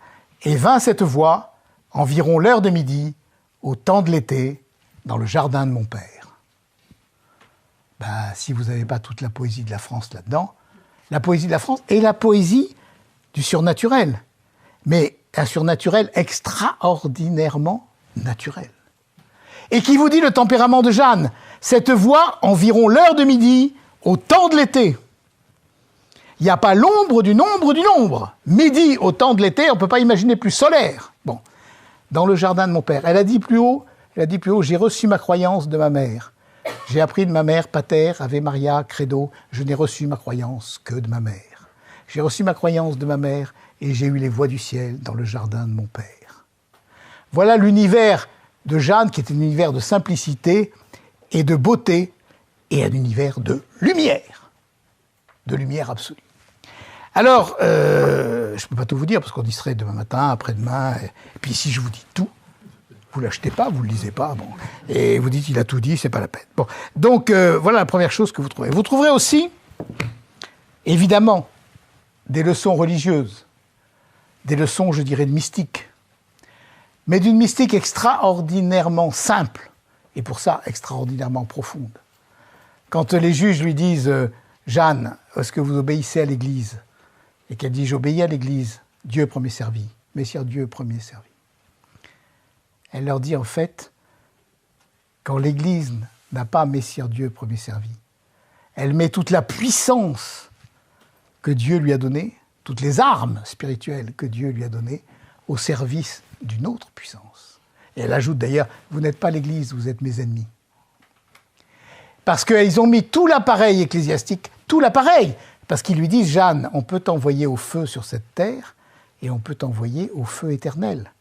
Parce que ce que nous lirons sur la terre sera lié dans les cieux, ce que nous délirons sur la terre sera délié dans les cieux.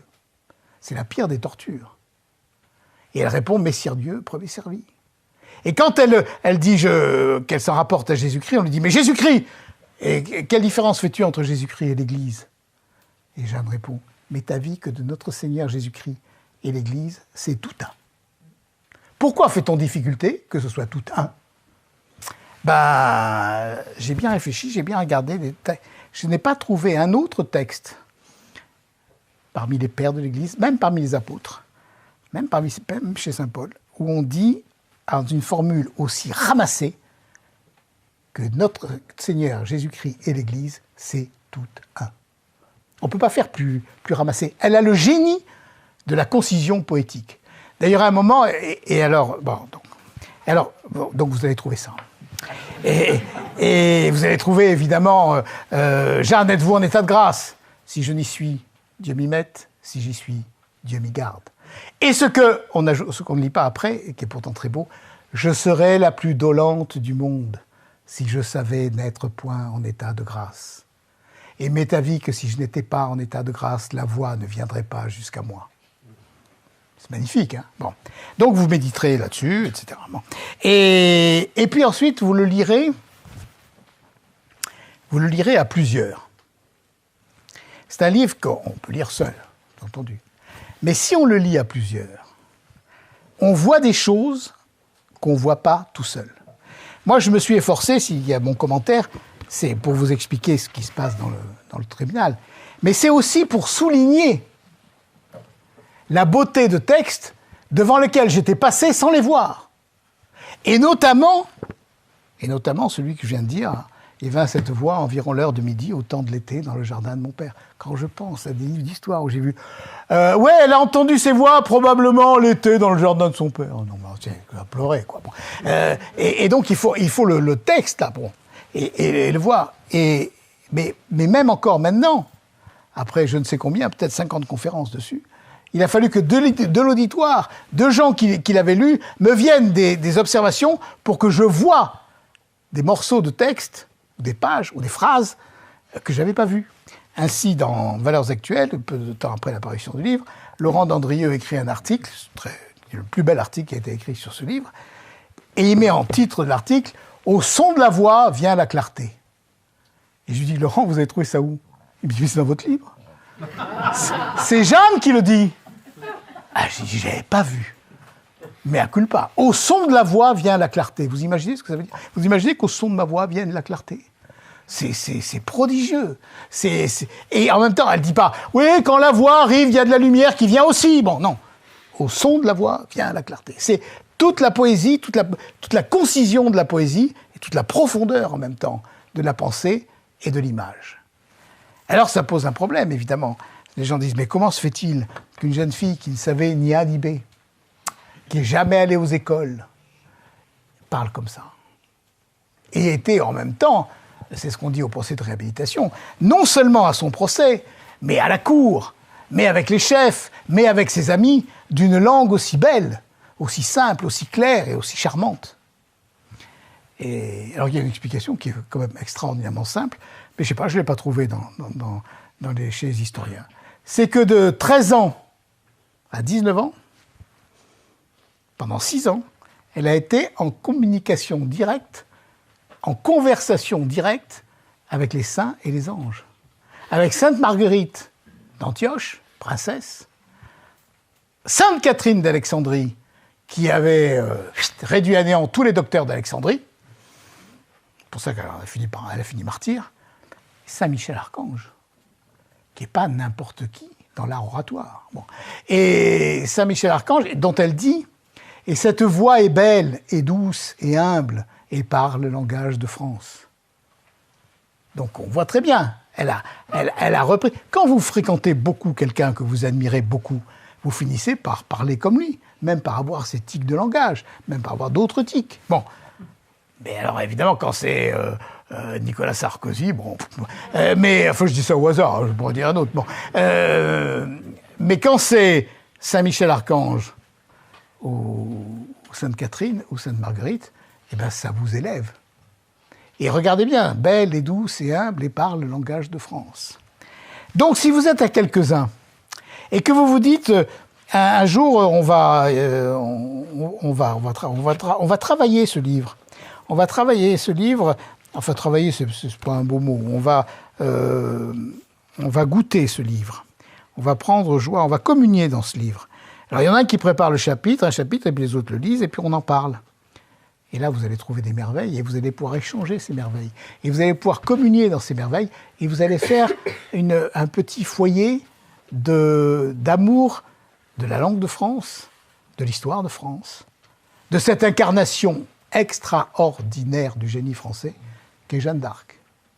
Et à ce moment-là, vous reprenez goût au royaume de France. Vous reprenez goût à la France. Un goût vrai. Pas un truc intellectuel, pas un truc doctrinaire, pas un truc de slogan, pas un truc, etc. Bon, quelque chose, quelqu'un, pas quelque chose, quelqu'un à aimer, à connaître, à admirer et à aimer. Aujourd'hui, on parle beaucoup d'identité, n'est-ce pas, l'identité nationale, qu'est-ce que c'est l'identité nationale? Mais l'identité française, c'est très simple. L'identité française, c'est Jeanne. À partir du moment où vous êtes rentré dans le mystère de Jeanne et dans la personne de Jeanne, vous êtes rentré dans le génie de la France, et dans le mystère du royaume de France, et dans le mystère de l'histoire de France. Et vous y êtes complètement à l'aise. Mais rentrer seul, c'est bien, mais rentrer seul pour un royaume, il vaut mieux rentrer à quelques-uns. Et puis quand on rentre à quelques-uns, ensuite on en parle, et ça fait de plus en plus. Et ça fait qu'on fait revivre un pays. Il y a un texte de Jean Guiton, je vais terminer là-dessus, un texte de Jean Guiton que j'ai oublié dans ma sacoche, elle n'est pas là, mais comme je le connais par cœur, je vais vous le dire. Jean Guiton écrit ce texte en 1943. Il est prisonnier en Allemagne. Et il constate que dans l'Oflag où il est, avec des autres officiers, même avec la promiscuité de la prison, il y a des divisions. Et il dit en fait, ces France, au pluriel, souffrent parce qu'elles ne se connaissent pas. Il faudrait peu de choses, mais ce peu sera tout. Un centre de pureté, d'intensité. Un souffle venu du plus profond de la France, du plus profond de l'histoire, et qui aille au-delà du temps présent. En somme, l'analogue de ce que Jeanne fut. Et après, il ajoute, sans attendre de miracle, par un long travail de patience et d'action. Si nous reprenions ce que Jeanne de son temps fut, on pourrait refaire un pays. C'est exactement ce qui nous est demandé. On pourrait refaire un pays. Pour refaire un pays, il faut retrouver une nourriture. Il faut retrouver une nourriture commune, une nourriture belle, une nourriture riche, une nourriture qui vienne du plus profond de notre histoire et qui aille au-delà du temps présent. Et qui peut nous apporter aujourd'hui ce qu'elle a apporté en son temps, c'est-à-dire l'espérance contre tout désespoir. L'espérance au-delà de tout désespoir. Quand elle commence, personne ne croit à la possibilité de la victoire. 5 mois après, tout est gagné. Quand elle meurt, personne ne croit qu'il va rester quelque chose de Jeanne. 5 siècles après, Jeanne revient comme avec une clarté, une lumière, un scintillement de diamant qu'on n'avait même pas connu de son temps. Et elle nous est donnée aujourd'hui, par ces actes du procès, elle nous est donnée aujourd'hui comme même ses contemporains ne l'ont pas eue.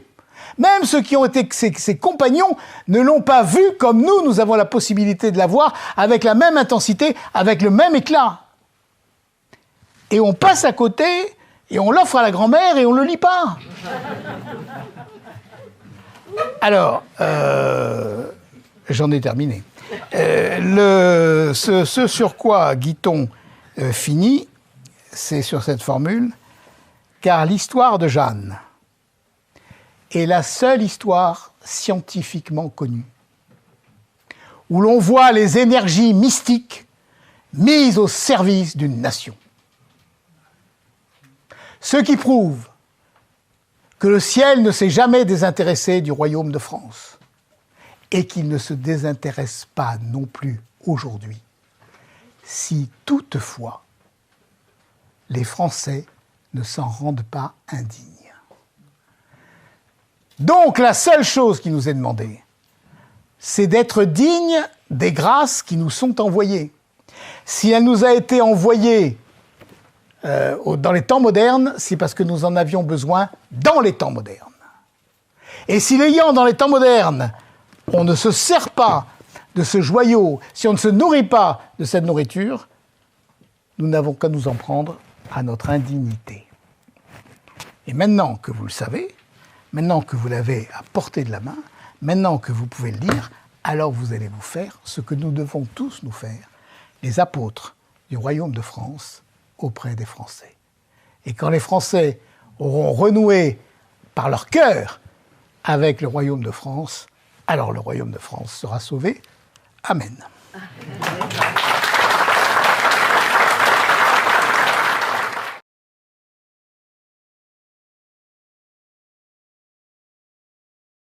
Ah, c'est très intéressant ce que vous dites. En fait, d'abord, il y avait plusieurs papes, vous savez. Il y a eu 2 papes, Martin V et Clément, je ne sais plus combien, un à Avignon, un à Rome. Bon. Et vous faites bien parce que vous faites penser de dire quelque chose sur l'université de Paris que je n'avais pas dit, pour montrer son orgueil. L'université de Paris, il y avait 2 papes. On a consulté l'université de Paris pour savoir quel était le bon pape.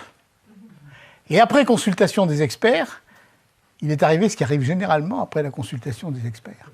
On a eu 3 papes. Alors, les Italiens qui étaient furieux qu'on ait consulté l'université de Paris et pas Rome, disaient avec l'accent italien « Ma, nous croyons que l'université de Paris a une caisse d'où elle sort les papes comme elle veut. » Donc, et Jeanne, pendant sa campagne, reçoit une lettre qu'on lui oppose au procès de Rouen, reçoit une lettre du comte d'Armagnac lui disant « Jeanne, ma bonne amie, etc., vous qui avez des révélations particulières, privilégiées du ciel, etc., dites-nous auquel des 3 papes on doit obéir. » Et Jeanne répond, extraordinaire cette réponse, « Mon cher comte et bon ami, je suis en ce moment trop occupé aux choses de la guerre pour vous répondre sur cette question. » Et quand les juges l'interrogent sur cette lettre, elle dit, on voit la scène, « J'étais en train de monter à cheval quand j'ai dicté cette lettre. » Vous la voyez là ? On lui dit, hey, « Jeanne, il y a 3 papes. » Enfin, elle saute sur son cheval, elle dit, « J'ai pas le temps. » Et d'ailleurs, après, elle dit, « Mais j'étais pas compétente pour ça. » Alors, pour revenir à ce que vous dites, les juges, à un moment, lui disent est-ce que vous obéissez à l'Église et à notre Saint-Père le Pape? Elle dit oui, et j'en appelle au Pape. Et là, elle fait un coup, parce qu'en procédure inquisitoriale, c'est un procès d'inquisition, quand on en appelle au Pape d'une façon, dans un procès grave, et c'est un procès grave puisqu'elle risque sa vie, ça suspend le procès. On suspend le procès et on transporte tout à Rome. Évidemment, Cauchon lui dit « le pape est trop loin, il n'en est pas question, etc. » Donc l'appel, apparemment, n'arrivera jamais au pape. Mais, alors, à Rome, on n'a rien fait. À Rome, on n'a rien fait. On n'a pas couvert, mais on n'a pas condamné les juges. On n'a rien fait. Et je ne peux pas imaginer, mais ça c'est moi, je ne peux pas imaginer que Rome n'ait pas su ce qui se passait, parce que tout le monde le savait.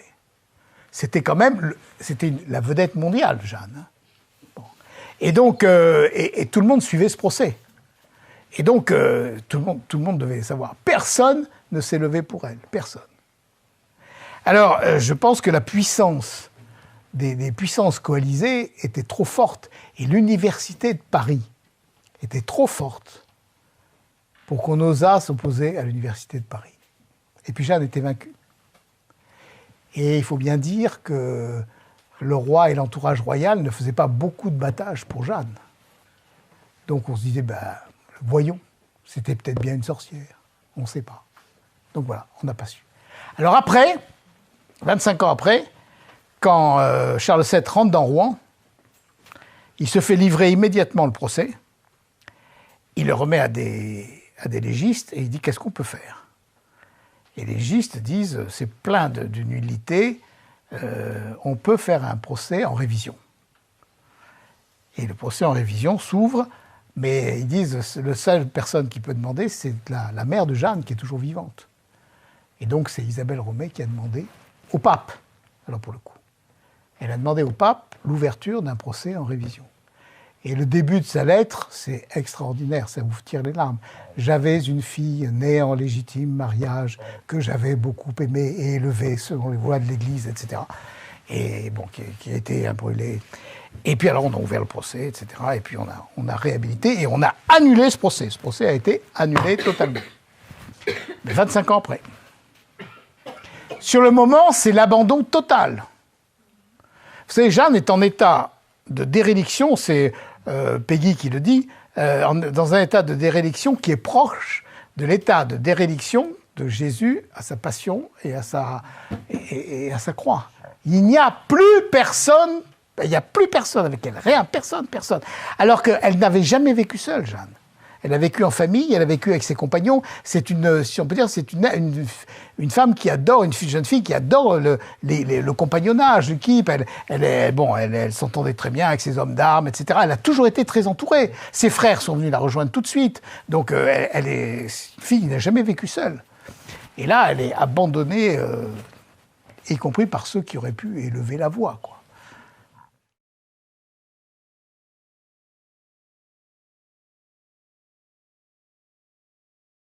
Alors, Thomas de Courcelles, qui était juge au procès de Jeanne, qui a été l'un de ceux qui a voté la torture. Parce qu'à un moment, ils ont voulu la torturer. Bon. Et ils sont réunis, alors on l'a menée dans la salle des tortures.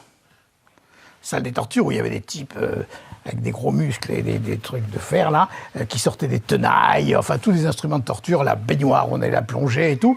Et on lui montre tout ça, et Jeanne éclate de rire. Bon, alors... elle dit, mais je vous ai dit que vous pouviez m'écarteler à 4 chevaux, je ne vous le dirai pas. Donc vous pouvez me torturer. Et après, elle a cette formule extraordinaire. Et si je vous disais quelque chose, immédiatement après, je vous dirais que ça ne vaut rien, puisque je vous l'ai dit sous la torture. Ce qui est la condamnation en une phrase de toute la torture judiciaire. Amnesty International devrait élever une statue à Jeanne. C'est la condamnation de la torture en une seule phrase. Bon, eh bien... Thomas de Courcelles avait voté la torture. En définitive, à une voix de majorité, ils décideront de ne pas la torturer en disant que ça ne servira à rien. Bon. Et donc, ce qui prouve que d'avoir du courage, ça aide quand même. Et Thomas de Courcelles est donc convoqué au procès de réhabilitation. Et là, c'est extraordinaire à lire. Il se souvient de rien.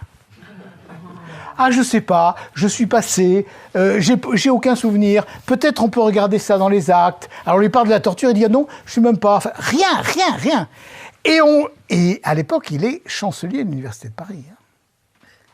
Et on voit très bien que c'était quand même compliqué, parce qu'on a rétabli complètement les rapports avec les Bourguignons. Le duc de Bourgogne est rentré dans l'amitié de Charles VII. Bon. On a rétabli... on est en train de rétablir la paix avec le royaume d'Angleterre. Donc, et l'université de Paris est quand même toujours l'université de Paris. Donc, on ménage. Là, quand on le lit, là, maintenant, on a envie de dire, ce type, on devrait prendre, le foutre en tôle. Mais non. Il est reparti comme il était venu en ayant tout oublié. Alors que les autres ont des souvenirs extraordinairement précis. Lui, que dalle, ça. Et pourtant, il est quand même grand chancelier, donc il doit avoir un cerveau qui fonctionne bien. Hein. Mais là, brouillard.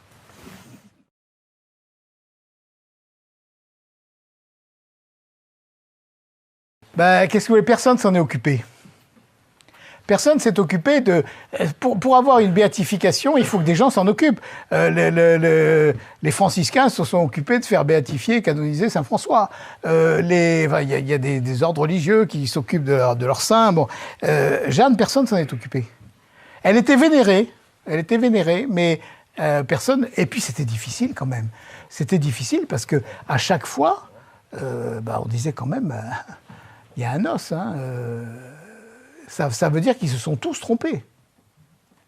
Et en plus, qu'ils ont été pires que ça. Bon. Alors, celui qui a débloqué la situation, c'est le père Jean-Baptiste Hérol, un jésuite du XIXe siècle, qui a écrit 6 volumes sur Jeanne, qui ont été réédités ces temps-ci, que j'ai lus. Il faut se les faire, parce qu'en fait, il combat toutes les théories de son temps aussi. Donc parfois, on a envie de lui dire, il y a un volume entier, il n'a plus parlé de Jeanne, quoi.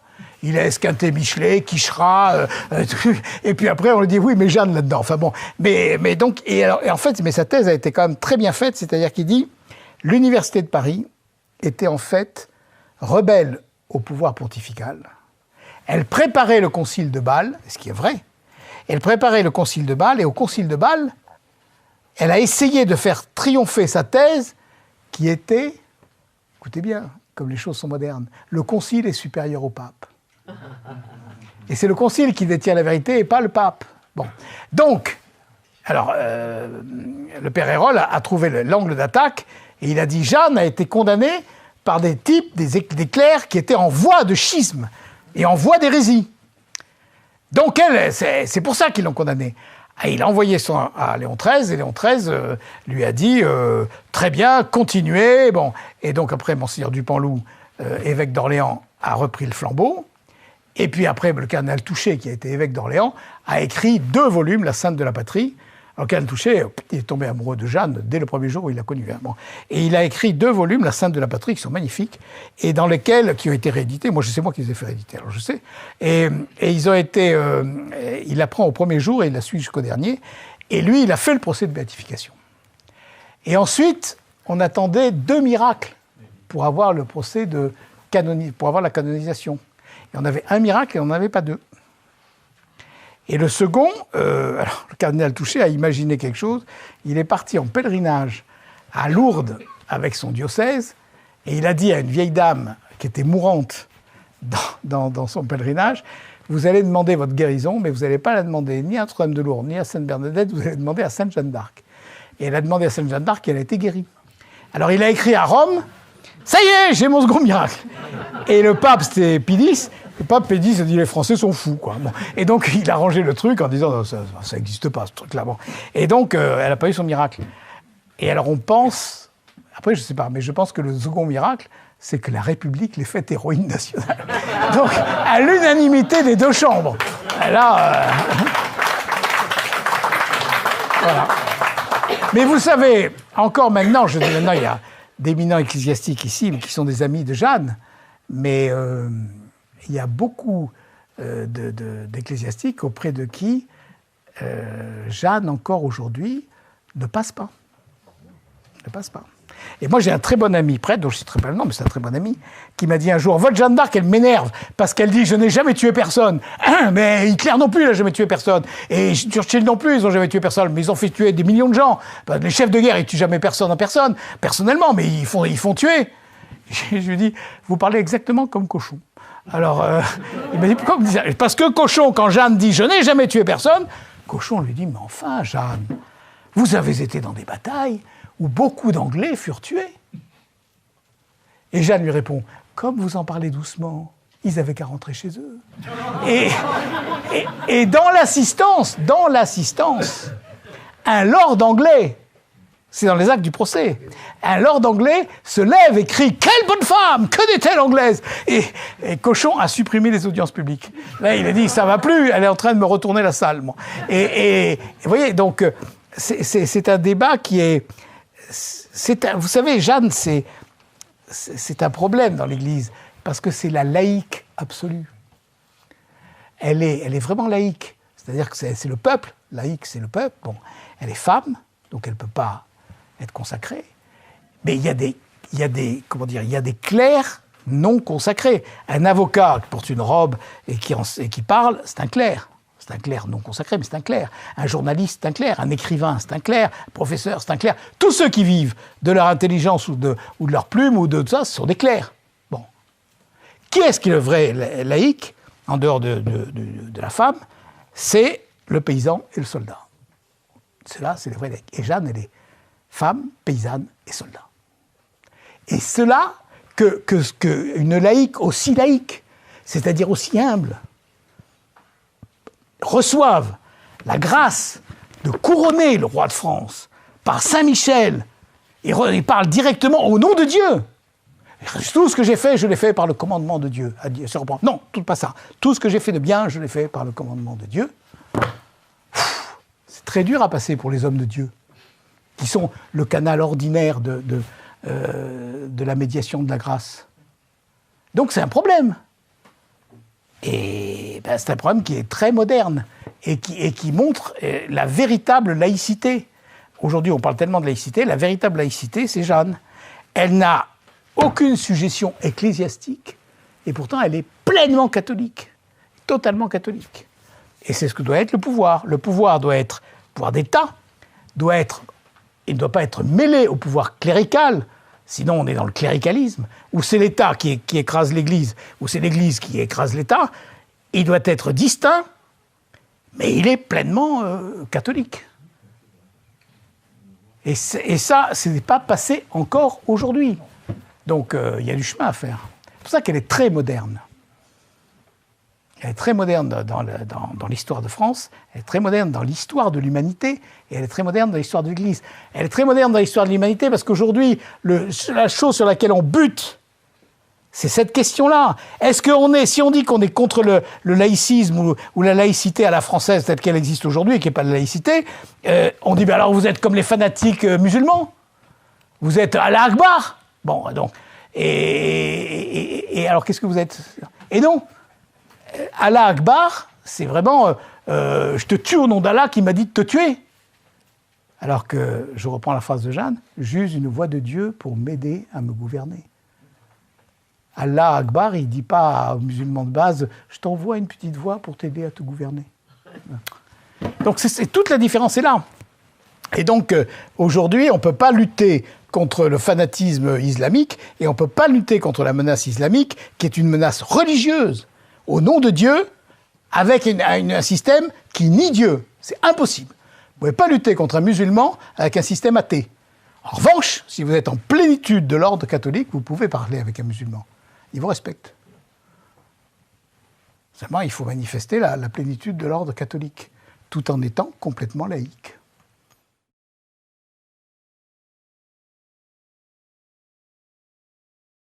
En tout cas, je ne suis pas le maître d'œuvre, hein. Je suis l'intermédiaire. Je suis l'intermédiaire entre celui qui l'a trouvé, qui me l'a envoyé l'information, et celui qui a réalisé le retour, c'est-à-dire Philippe et Nicolas de Villiers, qui ont agi exactement comme des compagnons de Jeanne, c'est-à-dire qu'ils sont partis à l'assaut en 36 heures, 377 000 € pour ramener un anneau qu'ils n'avaient pas vu, dont ils ne savaient pas si c'était le bon, etc. Bon. Mais simplement parce qu'on leur a dit c'est l'anneau de Jeanne, alors c'est pas possible qu'il reste là-bas, il faut qu'il revienne. Ça, c'est des lions. Bon. Mais oui, c'est quand même... mais vous savez, c'est tout. Oui, c'est vrai. C'est vrai, c'est quelque chose. Parce qu'on n'a pas de relique de Jeanne. Hein. On n'en a pas. C'est pour ça, d'ailleurs, que c'est une des raisons pour laquelle il est parti en Angleterre, c'est que les Anglais, à ce moment-là, disaient qu'il ne reste rien. Le cardinal de Winchester, il a dit au bourreau, vous savez, quand le bourreau est arrivé, il a dit « Mais le cœur n'a pas brûlé. Le cœur n'a pas brûlé. J'ai remis de la poix, j'ai remis de l'huile, j'ai remis du bois, et le cœur ne veut pas brûler. » Le pauvre, il en pleurait, il disait « Je suis damné. » Bon. Et le cardinal de Winchester lui a dit « Allez, jette tout à la Seine, tout. Et toutes les cendres, qu'il reste rien. Pour qu'il n'y ait pas des gens qui viennent dire « J'ai ramassé des cendres de Jeanne. » Enfin, bon. Et donc l'anneau, disparu. Donc la seule chose qui nous reste de Jeanne, c'est cet anneau. Et que cet anneau revienne en France, qu'il revienne en même temps au Puy du Fou, qui est quand même aujourd'hui l'endroit, le lieu où, à travers des êtres, à travers des spectacles, à travers une vie, on voit vivre le royaume de France, c'est un grand symbole. Hein. C'est indiscutablement un grand symbole. Alors après, on peut passer à côté et dire oui, d'accord, bon. Mais on peut aussi le creuser et dire... c'est une indication. Mais comme dit Guiton, si toutefois nous n'en sommes pas indignes. Donc il faut le prolonger. Ça ne suffit pas à soi tout seul. Il faut le prolonger. Mais c'est vraiment... après, on ne pourra pas dire qu'on n'a pas eu mais disons même pas des indications, disons même pas des signes, pour être très, très réaliste. Mais enfin, quand même, des coups de bol. Bon. Ce qui est le nom un peu brutal de la grâce, quoi.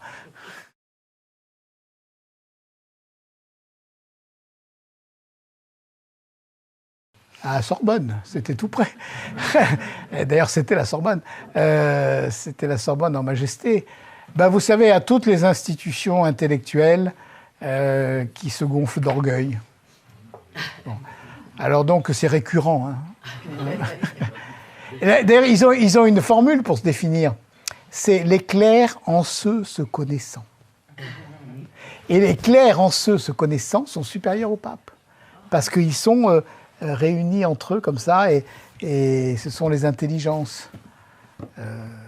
Mais quand François Ier, plus tard, lance le Collège de France, c'est pour faire pièce à l'orgueil de la Sorbonne, hein, qui ne voulait absolument pas que quelque chose puisse sortir en dehors d'elle. L'éducation nationale, qui est très très loin, ces gens-là étaient infiniment plus intelligents. Hein. C'était, comme quand je dis un procès soviétique, c'est un peu une insulte à l'université de Paris, parce que les soviétiques à côté, c'est des gros bourrins, quoi, si vous voulez. Eux, c'est de la dentelle. Hein. On vous torture, mais en dentelle.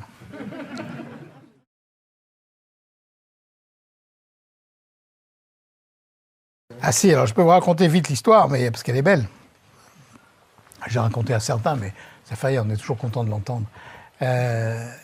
Donc il revient, et au moment où Nicolas de Villiers emporte l'anneau, après l'avoir acheté pile le prix qu'il avait, pile l'argent qu'il avait trouvé, hein. Pas un centime de plus, pas un centime de moins. Bon. Et tout content, et l'avocat qui s'était occupé des enchères lui fait signer un certain nombre de papiers. Et il signe, comme on fait dans ces cas-là, sans regarder, quoi. Bon. Et puis il part avec l'anneau. Et parmi les papiers qu'il avait signés, il y en avait un. Je m'engage, cette pièce étant historique, je m'engage à la montrer au comité d'experts prévu par la loi, etc., avant qu'elle quitte le territoire du Royaume-Uni. Donc les Anglais disent, dites donc, vous l'avez emmenée, vous n'avez pas soumise aux experts, il faut la ramener. Il faut la ramener. Et là-dessus, Philippe fait son numéro. J'irai moi-même me constituer prisonnier à la Tour de Londres, mais si vous voulez, venez le voir ici, vous êtes les bienvenus, mais pour le reste, too late, messieurs les Anglais, too late. Bon, alors, et puis dans la réception que vous avez vue peut-être sur YouTube au Puy du Fou, quand il s'adressait à la foule, alors, l'anneau doit-il repartir en Angleterre? Non! L'anneau doit-il rester ici? Oui! Le peuple a parlé. Enfin bon, alors donc, et alors tout ça c'est bien joli, mais il reçoit des lettres recommandées, enfin des avis, des sommations d'avoir à exécuter la signature et la loi, sa signature et la loi. Bon. Et il me dit, bon, tu nous as mis dans ce merdier là, donc maintenant t'es avocat, tu t'occupes, enfin tu nous défends. Et je lui dis, oui, je vous défends. Attends, s'ils viennent, tu te rends compte, on leur dit cet anneau, vous l'avez volé à une sainte que vous avez brûlée il y a 6 siècles de recel. Ça coûte cher, hein? On va se faire un pognon, tu vas faire 3 spectacles de plus au Puy du Fou. Bon. Et puis quand même, comme je suis pas un spécialiste des douanes, je consulte quelques confrères qui sont spécialisés là-dedans et qui me disent, rêve pas avec ton recel et tout ça. Il n'y a même pas de procès. Parce qu'il y a des accords entre tous les pays d'Europe, et même entre tous les pays du monde d'ailleurs, mais surtout entre tous les pays d'Europe, qui font que si l'Angleterre demande à la France d'envoyer ses douaniers, ses gendarmes pour récupérer l'anneau, eh ben, il n'y a pas de procès, ils vont le récupérer. De même que si ça se passait réciproquement en Angleterre, on dirait au Royaume-Uni, envoyez-nous le truc, voilà, c'est tout. Bon, il n'y a pas de procès, il n'y aura pas de procès. Ils vont débarquer et ils vont prendre l'anneau. Alors, il dit, je le planque. Bon, alors, mais je le planque, mais ça arrangeait pas les affaires, quoi. Et là, comme j'étais donc son avocat, qui me demandait conseil, je lui dis, il faut passer par la reine. Et parce que la reine Victoria avait dit au XIXe siècle, cet anneau doit rentrer en France. Donc tu as un argument. Alors il me dit, oui, mais la reine, je vois pas comment, et tout. Et puis tout d'un coup, il me dit, oui, si. J'ai rencontré, quand j'étais parlementaire européen, un parlementaire européen anglais, un lord, qui est lord. Je vais m'adresser à lui. Donc il s'adresse au lord et il lui raconte l'histoire de l'anneau. Et le lord lui dit, mais la semaine prochaine, il y a encore une réception où je vais voir la reine, je vais lui en parler.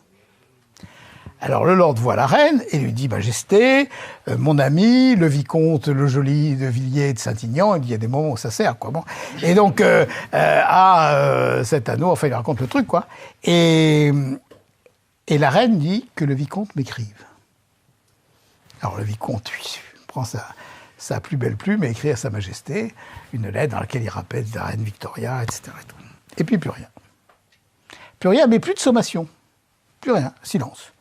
Et au bout de, je sais pas, quelques jours, ou quelques semaines même quand même, au moins pas tout à fait un mois, il reçoit une lettre du service officiel des douanes anglaises, enfin du service qui lui dit, du patrimoine, qui lui dit Monsieur, tout est en règle. Ne vous inquiétez pas, tout est en règle, l'affaire est... Bon. Et alors il appelle son copain, le lord, il lui dit c'est merveilleux, mais qu'est-ce qui s'est passé? Et le lord lui répond, alors écoutez bien ça, c'est merveilleux. Chez nous, un battement de cils de la reine suffit. Et maintenant, quand vous allez au Puy du Fou et que vous faites tout le trajet à l'intérieur du château, et que vous arrivez, après des tas de spectacles magnifiques, que vous arrivez dans un endroit où on vous dit, maintenant, recueillez-vous, vous allez passer en silence dans la chapelle, où vous allez vénérer un objet très précieux, qui est l'anneau de Jeanne d'Arc, revenu en France avec la permission de sa gracieuse majesté.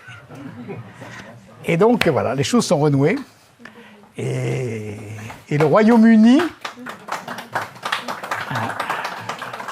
a été à la hauteur. D'ailleurs, vous savez que Jeanne a une statue à Winchester, hein, à Westminster, dans la cathédrale de Westminster. Jeanne a sa statue. Donc ça, Et dans une réunion que j'ai faite il n'y a pas longtemps à Angers, avec un certain nombre d'étudiants, très sympathiques d'ailleurs, et il y avait parmi les étudiants un qui m'a posé une question avec un accent anglais assez fort. Alors après, je lui ai dit, vous êtes... Il m'a dit, oui, je suis anglais, mais nous, les Anglais, on aime Jeanne plus que vous. Il ne faut pas nous la faire encore. Hein. Jeanne et Napoléon. Hein.